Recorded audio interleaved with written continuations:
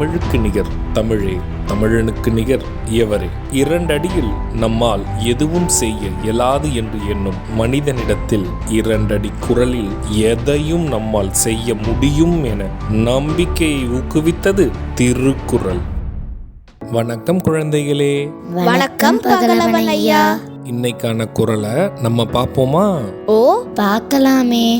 சரி, பாடத்துக்குள்ள போலாம். இன்னைக்கான குறள் அதிகாரம் 87 பகை மாட்சி. குறள் எண் 866. காணாச்சினத்தான் கழிப்பெருங் காமத்தான் பேணாமை பேணப்படும்.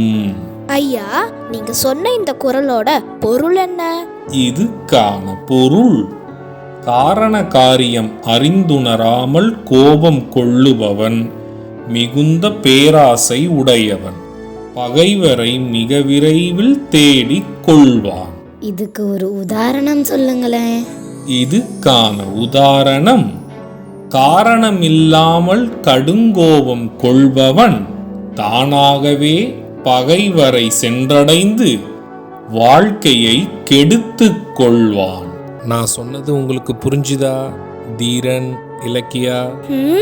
நல்லா புரிஞ்சுது ஐயா. இனி இந்த குறள் எங்களுக்கு மறக்கவே மறக்காது. சரி பசங்களா, நாளைக்கும் இதே மாதிரி சுவாரஸ்யமான குறளை பார்ப்போம். நீங்க வீட்டுக்கு போன உடனே என்ன பண்ணணும்? இன்னைக்கு நாங்க படிச்ச குறளை அப்பா அம்மா கிட்ட சொல்லி காட்டுவோம்.